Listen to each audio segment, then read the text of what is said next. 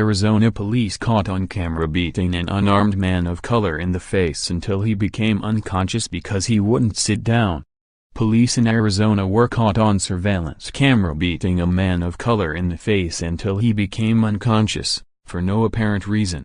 3 officers and a sergeant are now on administrative leave as a result of the altercation, Mesa Police Chief Ramon Batista said.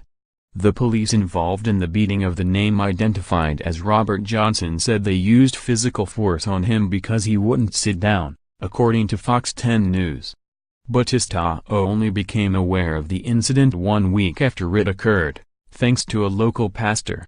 "I didn't know anything about this, and the way I learned about this is because a member of the community sent me the video and said, 'Hey, this looks very alarming, and I need you to look at it,'" said Chief Batista.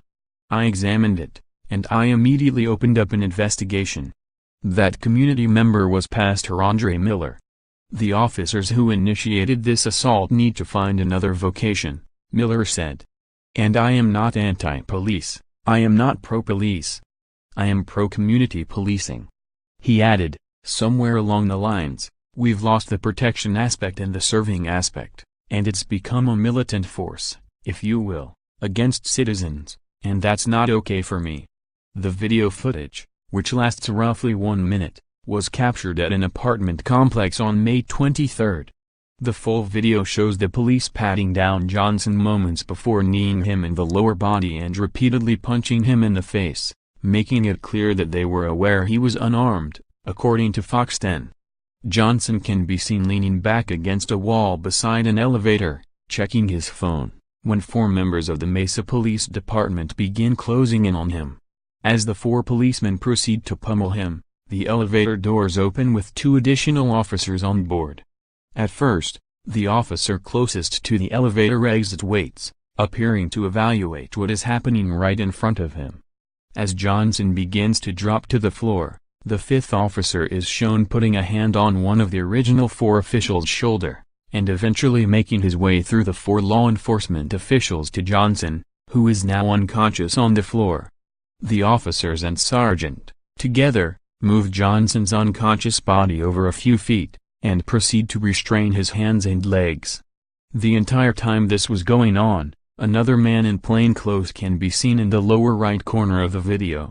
At first, he remained around the corner, with eyes forward and not paying attention to what was going on to his right. As the situation escalated, almost simultaneous with the other officer's arrival as the elevator doors opened, the other man peered around the corner and watched, seated on the ground, as Johnson was beaten.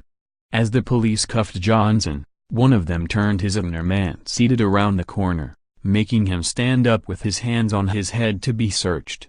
The video ends after an officer pulls a few items out of the other man's pockets and instructs him to sit back down on the ground. Batista, who has been police chief in Mesa for just 10 months, has acknowledged the need for a culture change within his police force, according to Fox 10.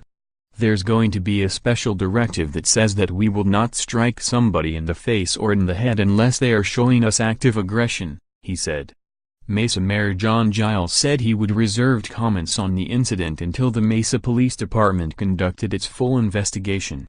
But Miller, along with attorneys Benjamin Taylor and Joel Robbins, issued a joint statement on the incident, noting that Johnson was both cooperative and following police instructions.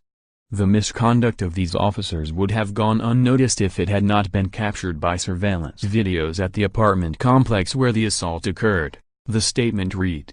The Mesa Police Department must develop a law enforcement culture that meets community and constitutional norms and ensures that police and citizens go home safely after police interactions. A news conference is scheduled for Thursday, according to the Miller, Taylor and Robbins statement.